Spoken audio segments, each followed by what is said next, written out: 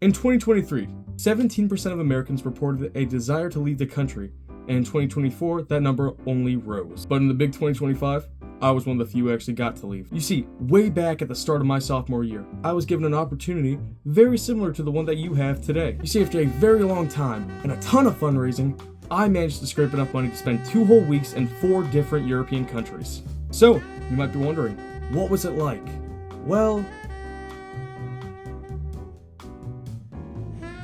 simply mind-blowing. But those 2 words clearly don't do it enough justice. One of the biggest draws I had to this trip was that for the first time since Disney World, I'd be on my own, completely. Well, aside from my grandma and my brother, of course. But even with all that being stated, that amount of personal freedom and independence is liberating. I could hang out with any group I wanted to, see any sights I desired, or maybe just pop into a few too many retro game stores that my wallet would like. But it was still my choice at the end of the day. I was free to make those decisions. And I had a pretty long leash too. Besides breakfast and dinner, I was free to try any type of food I wanted. But I'm cheap, so I didn't buy too much of that besides the occasional cornetto. Oddly sweet, but still really, really good. And to be frank, it's true what they say. The food is so much better overseas. Genuinely, I can't drink a Fanta now, or any type of orange pop, because, well, it just tastes bad in comparison. Now, while this next trip may be going to a completely different part of the world, I do have a few tips that could help you out. Number 1, just be open to trying new things. You'll regret spending all this money on a trip that you barely do anything on. Number 2, spend some time with the locals. I actually became friends with a man named Stanley from a university in Scotland. People usually are very polite, as long as you are polite back. Number 3, be prepared for things to be different. Not weird, different. From light switches to mannerisms to humor or just anything you can think of, things will be different. This is incredible. But that's okay. You see, the whole point of going on these trips is to broaden your horizons. And in doing that last year, I feel like I succeeded.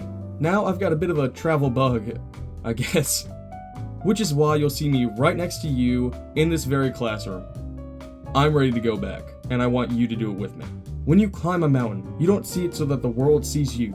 You see it so that you can see the world.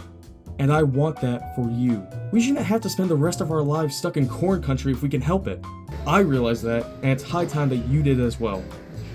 It's a beautiful world out there, and it's really sad that not everyone gets the chance to see it.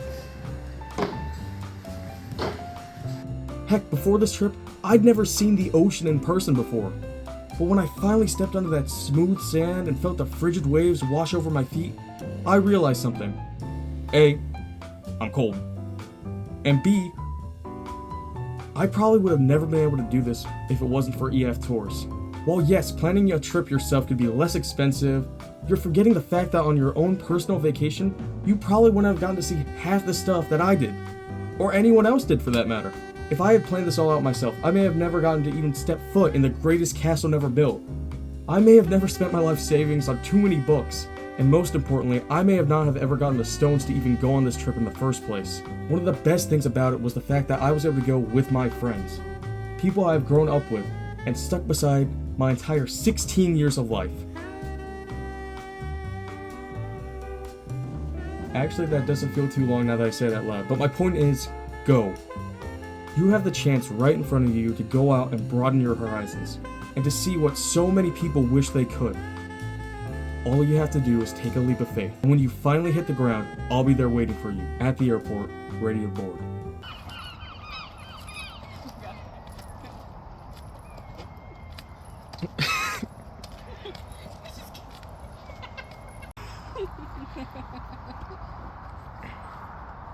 And Eli was like tap dancing with his. Come on now. Been hijacked, but I called him and we learned he had no idea where he was. Look at that fella. That's just not very nice. He doesn't know campus is. That's valid though, because Scotland. Yeah. He made it in the end. He ate food. It's only poetic if this ends the way it started. Me, sun my face. With a cornetto. Y'all have a great day. Thanks for watching the video.